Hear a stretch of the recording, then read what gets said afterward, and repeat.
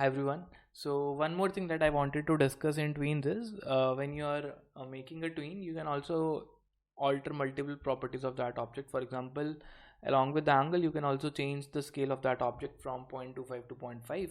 So let's see if we have this particular kind of a tween.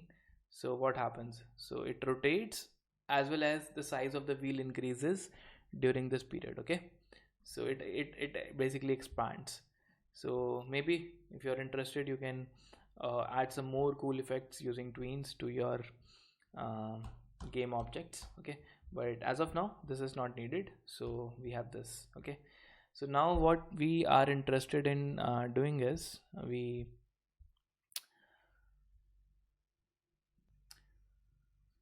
so what we are planning to do is, instead of hard coding the movement of the wheel, it will always rotate by 800 degree. So we can actually randomize this. Okay, so what we can do is we can first randomize how many complete rounds it will take. So let's assume it will take somewhere between 2 to 5 rounds before stopping, and then we can say, okay, after taking, let's say, 3 rounds, the wheel will rotate by, let's say, 90 degrees more. Okay, or this is again going to be a random number between 0 to 360. Okay, so that it can stop at any point uniformly. Okay, so what I will do, I will do some basic maths here. Okay, so it's your homework as well to figure out if you're not getting what I'm going to do. So treat it like as a small competitive programming problem that you need to solve. Okay, so let's say we will generate some rounds. So it is going to be an integer, phasor dot math dot between 2 comma 4 or 2 to 5, something like this. So this function basically generates a number in the range 2 to 5, and it can be any number. So I can say console dot log rounds. So let me show you if we can do something. Okay, so you can see it generated a number 4, and if you want to test this code, you can directly do it in the console as well. Phasor dot math dot between, let's say 2 to 7. So it will generate a number. Okay, so this time it again generated a 4, this time it generated 5, and you can see, so both 2 and 7 are inclusive, I guess. If you're not sure, you can also refer the documentation on GitHub just to check out what it returns. So it returns a number between 2 to 5. Okay, so that basically gives us, okay, these many rounds we will do, and let us also find how many extra degrees we want to rotate. Okay, so that will be phasor dot math dot between. So what I'm going to do is I'm going to choose a number between 0 to 360. Okay, it can rotate by any degree, or I will make it slightly better. Okay, so let me show you what I am going to do. I will say, instead of this pointer stopping at this point, I will always make sure that it stops close to this particular dot. Okay, so if you carefully see, then we have 12 parts in the wheel. Each part is of 30 degrees. Okay, so I will make this number in multiples of 30, so that it exactly stops in the middle of something. So this part is actually 30 degree. Okay, so if I just make this number in multiples of 30, so if this pointer starts from here, it may stop at this point, it may stop at this point, it may stop at this point, it may stop at this point, this point, this point, or so on. Okay, so I will rotate it in multiples of 30. You can also do it random also. Okay, but I like this thing 30. So instead of doing this, I can say generate a number between 0 to 11, because we have 12 parts, and we will multiply the angle with 30. Okay, so the total angle that we will rotate is, so let me say, let total angle, that will be nothing but rounds multiplied by 360. Okay, these many rounds into 3 degrees, 360 plus some extra degrees that we want to rotate.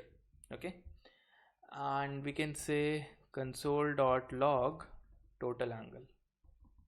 Okay, And here, instead of giving a hard coded angle, I can say rotated by a total angle of this.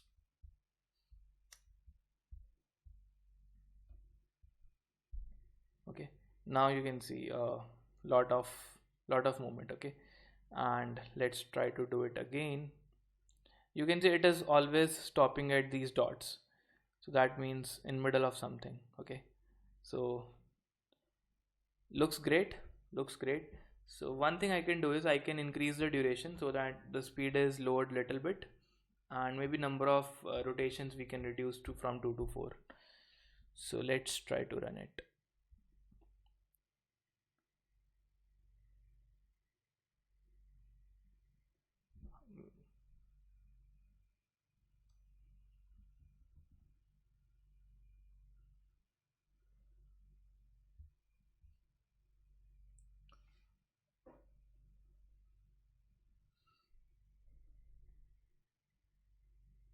Okay,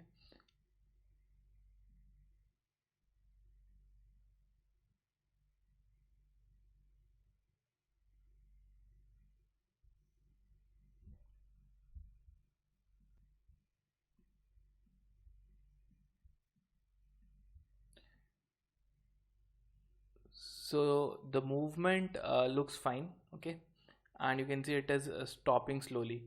So the next step is we need to display to the user what he has won. Okay, so to do that, what I have done is I have already noted all these items, and I've created a small JavaScript object. So let me show you what I have done is, so let's create a JavaScript object that basically contains the configuration. Okay, the configuration of the prices. So it has two properties. One is count, that is 12, and second is names of the 12 prices in the same order. Okay, starting from 3000 credits, that is on index 0. Then we have 35% off, hard luck, 70% off, and so on. So let me show you. Okay, so let's reload it.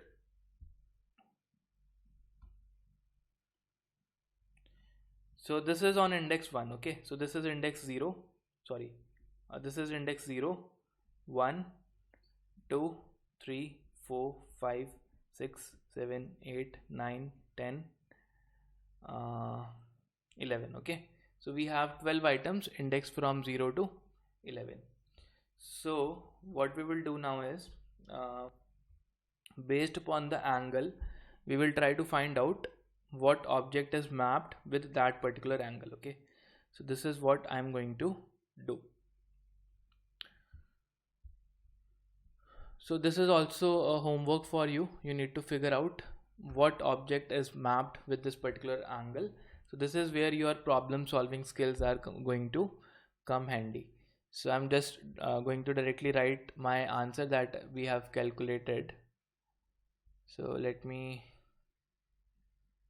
write it. Okay, so okay, so let me write the price that we have won. So that, let's say, index of the price, it will be nothing but the total prices we have. So that is price config dot count, that is 12, minus 1, because the array is 0 based, minus the number of degrees, the number of items we have rotated till now. Okay, so that's going to be math.floor of degrees by 360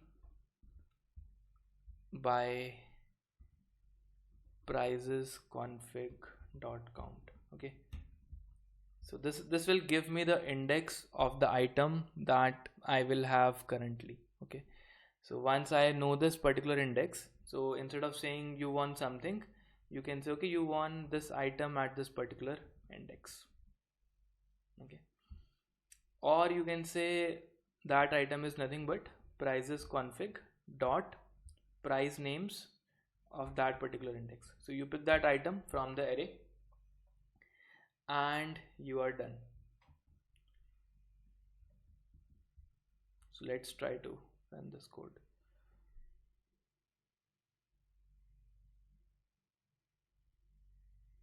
So you want something, it says you want something 3000 credits, and you can see we are getting the correct answer. So we won 3000 credits. Let's try again.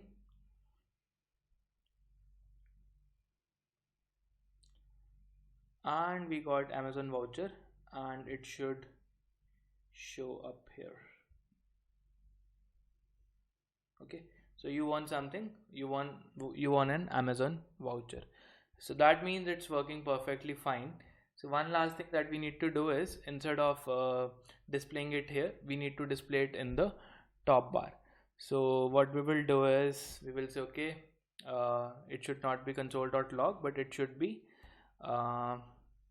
this dot game text dot set text, and here we give the new text.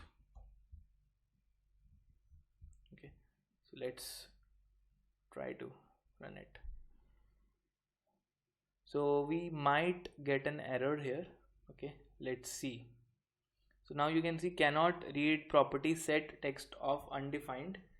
So that is probably because this object is not known here. So what we need to do is, we need to add another property in the tween that it's called as callback scope.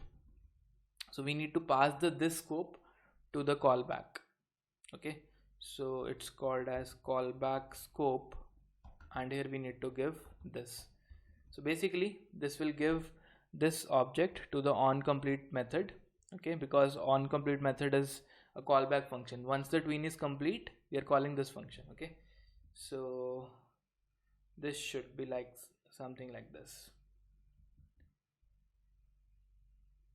And let me just comment this thing out. You click the mouse is not needed now. So let's run the code.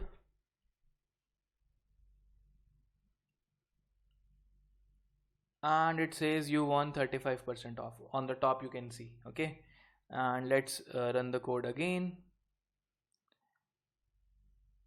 and it automatically changes to you won something 50% off.